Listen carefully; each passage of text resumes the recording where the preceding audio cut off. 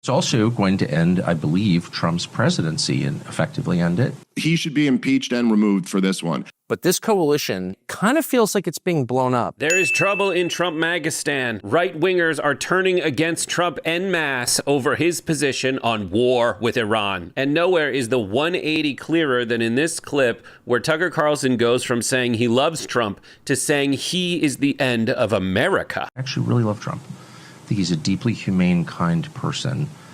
And I am saying this because I'm really afraid that my country's going to be further weakened by this. I think we're going to see the end of American empire, obviously. Other nations would like to see that, and this is a perfect way to scuttle the USS America on the shoals of Iran. But it's also going to end, I believe, Trump's presidency and effectively end it. And so that's why I'm saying this. And Tucker isn't the only domino to fall. Here is Joe Rogan regular and former Trump supporter Dave Smith. Donald Trump looks, and man, I supported him this last year. I apologize for doing so. It was a bad calculation. At the time, it seemed like the right one. But he should be impeached and removed for this one. Wow. And not on some not on some ridiculous Nancy Pelosi. Of course, the Congress will never do it because they're all a bunch of, corrupt hacks. This is the one thing they support. This is Donald Trump should be impeached and removed for this. All of his supporters should turn on him. It's the absolute betrayal of everything that he ran and campaigned on and everything that he stood for. And I will say, despite the fact that, Donald Trump supporters have been labeled like a cult following, and that certainly is true for a percentage of his supporters, he is going to lose his coalition over this. I don't just speak for myself when I say there are a lot of us who simply will not go along with this. The hits just keep on coming. This is not America's war. This is a war that is confined to two parties in the Middle East. This is a war where the United States absolutely faces the threat of escalation. 10 years ago today, Donald Trump comes down the golden escalator. And what did he say? No more foreign, endless wars. And instead, why don't we focus on the problems at home? He talked about, obviously, illegal aliens. He talked about deportations, but he said trillions of dollars spent in Iraq, trillions spent in Afghanistan. And what did it get for us? Nothing. The second you get enmeshed in a real war, not a fake, let's go bomb the villagers and declare success, though we don't even have a good track record. Like, why are the Houthis still there? There's a whole other question, which is how prepared is the U.S. military for a real conflict? And the answer is totally unprepared. Scary unprepared. I don't think people understand that. But anyway, the only reason I'm saying any of this is because I really, really care. No, he doesn't, but that's beside the point. Tucker also tweeted about this, by the way. I think this is a tweet. I can never tell which ridiculous platform it's on. But it's like the real divide is between those who casually encourage violence and those who seek to prevent it. Between warmongers and peacemakers. Who are the warmongers? They would include anyone who's calling Donald Trump today to demand airstrikes and other direct military involvement in a war with Iran. On that list. And then he names names. Sean Hannity, Mark Levin, Rupert Murdoch, Ike Perlmutter, fake name, Miriam Adelson, who gave Trump millions and millions of dollars. At some point, they will all have to answer for this, but you should know their names now.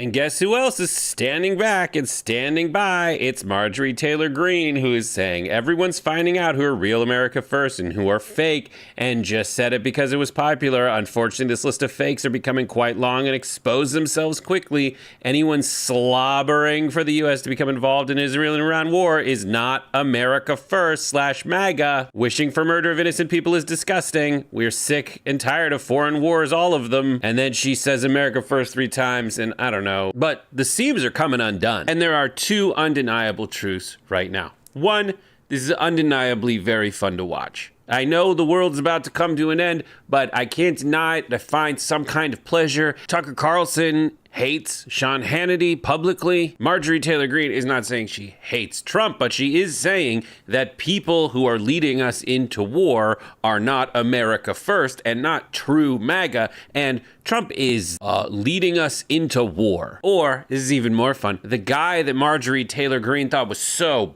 big and strong that she groped like a cardboard cutout of him is not strong enough to stop us from being led into war by someone else. So that's the first thing. I love to watch them fight. The second undeniable truth is we do not have to accept these dipshits into our fold. That is not a necessary condition of us winning. And how could we? They say stuff like this. Donald J. Trump gets elected in November on the back of this amazing coalition. But this coalition, which you described earlier and more precisely than anybody by far, is the defining fact of American politics. And it kind of feels like it's being blown up over this war in Iran. And I'm a big supporter of Israel. Yes. And I'm telling people, hey, if we get sucked into this war, which inexorably looks like it's going to happen on the combat side, it's going to not just blow up the coalition, it's also going to thwart what we're doing with the most important thing, which is the deportation of the illegal alien invaders that are here. Right. So Steve Bannon is not against war with Iran simply because it is bad. He's against it because it stops the military from really focusing on invading Los Angeles and like locking up a bunch of people and sending these illegal alien extraterrestrial Mexicans home. I do not want or need that slime lord on my side, but I can do my part to do the thing that they're warning against, which is dissolving their coalition. We can point out at every single possible turn that Donald Trump is a neocon war hawk, and they will either convince him to not start World War III, which would be a good thing for people who like to stay alive, or they might just get disengaged from the whole process and make Trump's life hell because he needed those folks to be engaged in politics so he could have support to stay in power. And there's people kind of in between, right? And by that, I kind of mean the manosphere. These are people who voted for Trump, who kind of turned to embrace Trump in the waning days of the 2024 election, but are kind of regretting it now. They've been calling out Trump more and more for the ridiculous stuff he's done. Now, I could play you a montage, or you could just watch all the videos I've made on that in the last few weeks. These guys have come out against Trump pretty explicitly when it comes to his refusal to hand over the Epstein files. And if you want me to be explicit about how they're different from like Steve Bannon, they've come out against Trump when it comes to deportation. But then there's also legitimate arguments on the other side. Like the other side is making a very legitimate argument about the right to due process if you get processed and shipped out of the country and put in a prison in El Salvador. This issue, I already showed you Dave Smith, who goes on Rogan's show all the time. There's rifts there. I mean, just look at how Tim Dillon's talking about this war with Iran. The people that are pushing for these wars, like, and the guys that are very, like, blasé and casual about them giving money to Israel for endless wars, years and years. Whether you support them morally or not, just a reality that they go on years, 2 years, 3 years. Billions and billions and billions of dollars. I think a lot of people looked at that and went, this doesn't make any sense. It's not rational that the country that we live in is seemingly in terminal, irreversible decline and that nobody can do anything about it. But we must be all over the world funding things here and there that your kids on TikTok come up to you and go, why are we doing this? This baby just got beheaded, and you have to go, well, it's complicated. So I think these guys are, what the did I just go through puberty? These guys, I'm just kidding, I haven't gone through puberty. These guys are the ones that we can get back into our fold. And they should be. Yes, they do make crass jokes, but they do seem to kind of be into like universal healthcare. Where are you at with healthcare? I think healthcare 100% should be socially funded. I think that Medicare and Medicaid, having programs where people who are hurt can get an operation and it's not going to bankrupt them for the rest of their life is another thing that I think society should be.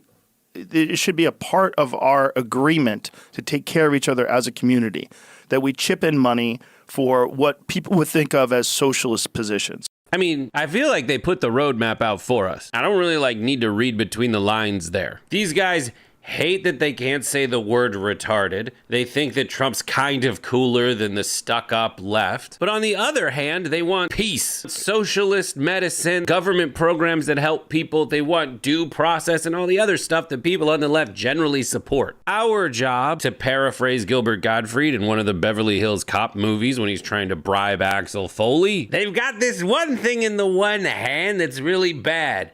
How can I make them focus on the thing in the other hand that they like that will make them forget whatever I had in this hand? And if we can do that, we can shrink their coalition and build ours. That's my time. Thanks for watching. I'll show you a nipple next time. I just ran out of time. I would have done it if the runtime of this was a little shorter. I would have flipped it up, but you'll have to see my nipple constellation. There's like 15 of them some other time.